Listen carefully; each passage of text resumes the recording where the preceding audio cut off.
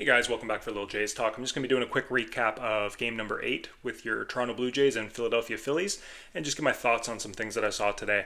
I've seen a little bit of commentary online and some pushback there about spring training not mattering, and I'll continue to beat on this drum for the rest of spring training. I get that it doesn't matter. I get the wins and losses. I don't care about them either. I don't care about what your batting average was. I don't care about your ERA, all those things. But what you can see in spring training is the change in approach, and especially with the new hitting coach, that's more what I'm looking for, is what philosophy has changed. How are the guys looking? What pitches are we swinging at? What are we trying to do with those pitches? And I feel like there's information there if you're actually watching the games. You can get a pretty good read on how things have changed year over year, and what way the team is looking to move. So yeah, I don't care what the guys are hitting, but I'm just more trying to observe their plate approach and kind of the quality of the contact that they're making. So the reason why I bring that up is Bo Bichette, 2 for 3, and the home run. So if you see home run in the box score, Bo Bichette, he hits the ball the other way a lot. He can put it out any which way.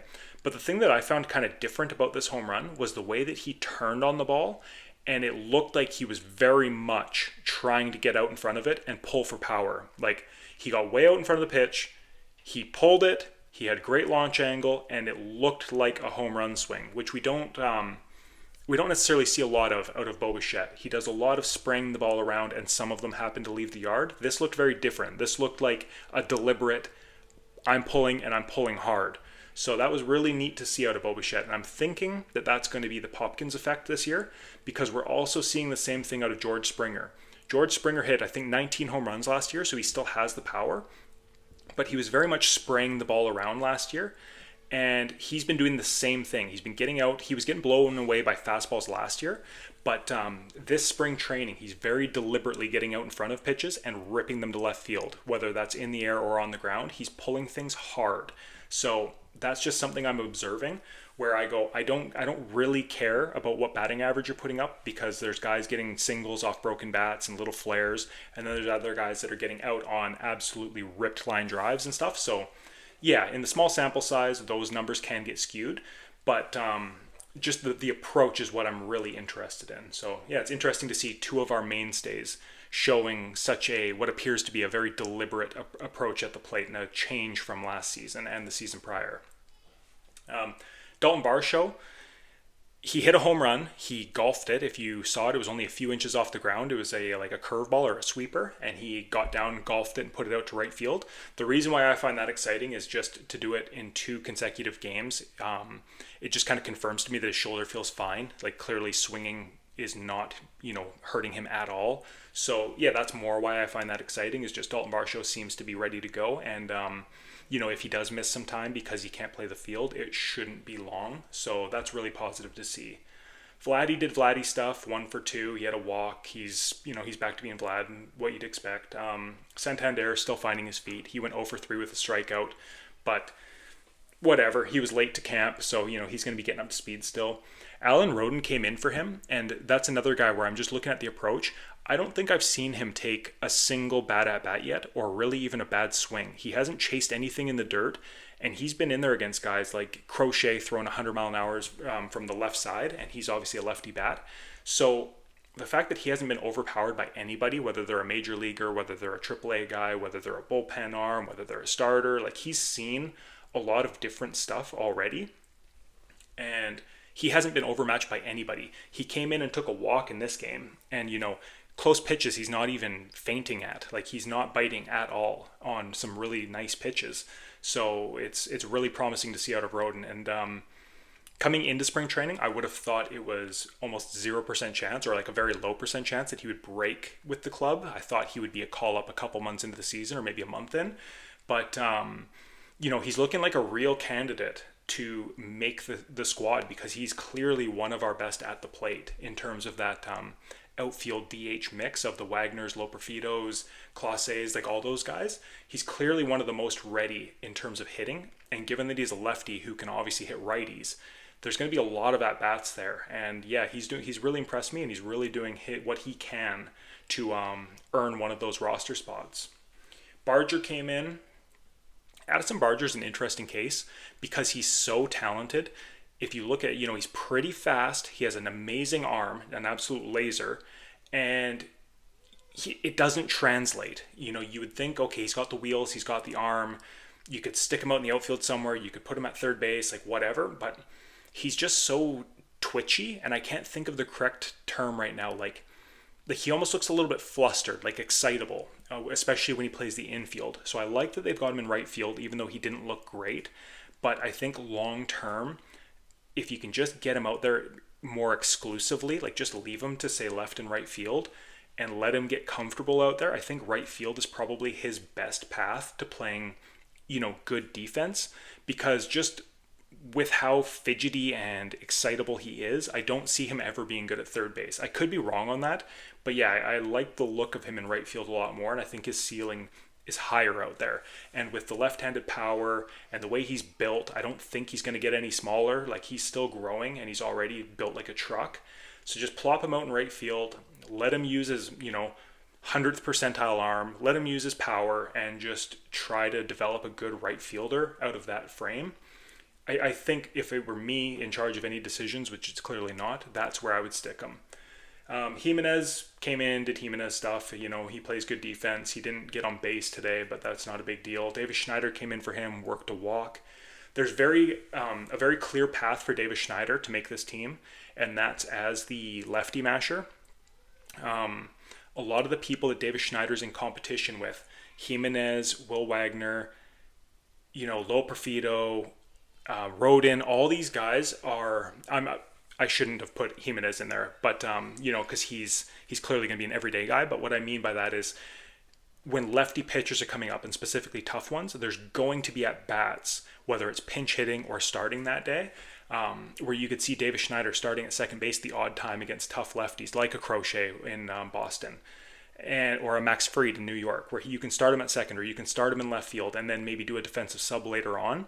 But if he's hitting lefties, he has a very, very important role on this team, and it can come at DH, second base, left field. So yeah, I think he's got a pretty good shot at a bench role as it stands. On to Kirk and Heineman. Same old same there. Heineman, I'm pretty impressed with him. We've seen him in the majors before, so we kind of know what to expect. He's not going to be an all-star or anything like that, but he's a passable backup, and I like that tandem. Is it the best in MLB? No, but I'm completely content with Kirk starting 110 games and Heineman being the backup. And then, if injury happens or whatever, you work from there. Will Wagner and Michael Stefanik kind of swapped in and out at third base there. So Wagner started off, went 0 for 2. Will Wagner, I don't know if he's going to be an everyday player, but he's on the favorable side of a platoon. So again, if him and like a Davis Schneider are kind of swapping in and out at DH to start the year, or if he's going to play third base against righties some of the time, and then, Ernie comes in or whatever, like if he gets some at-bats that way, it wouldn't surprise me. But yeah, I think he'll end up hitting righties no problem. It's the lefties where I think he's probably going to struggle, but we'll see. He's a talented hitter in terms of just getting on base and putting together good at-bats, so that should play up, and I'm not worried about this at all, this little like slump, if you want to call it that. Stuart Baroa's doing his best. He was out in center field. He went 2 for 2. He got thrown out stealing.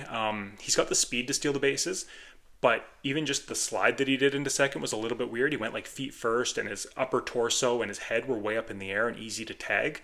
So there's definitely some work that can be done with him, getting head first or getting out of the way of the tag a little bit better. But with his speed, he should steal bases no problem.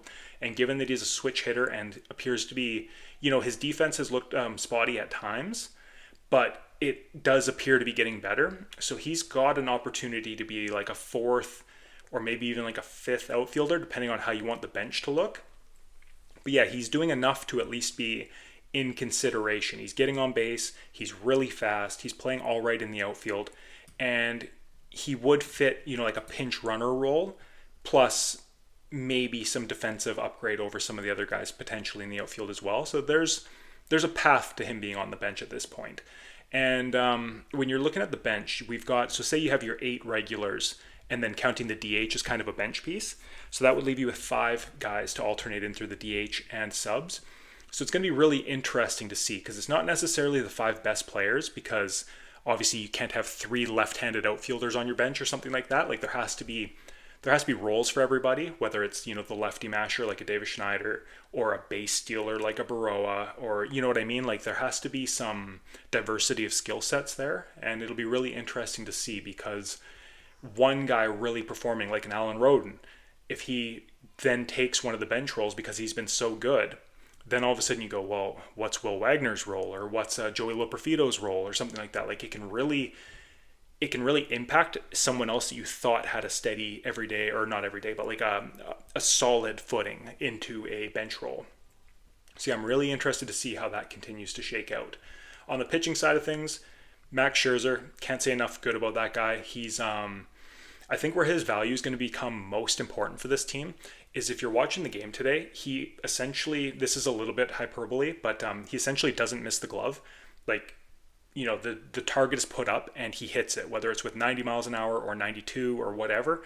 He's blowing guys away because he puts it exactly where he's aiming, and it's really impressive to see. And I think it also sets the tone for the other pitchers. Like, hey, I don't need to try and throw 97. I can be, if I can be consistent with 94, I can still get the job done. And I know all the pitchers are told that and they know that, but having a guy like a vet on the team like Scherzer who's doing it just reinforces that. A guy as accomplished as him is out there, almost, I don't want to say Maddox-like because that's a little bit excessive, but, in today's game, a 92 mile an hour fastball almost is like a Maddox-like change of pace from what you're seeing coming up these days.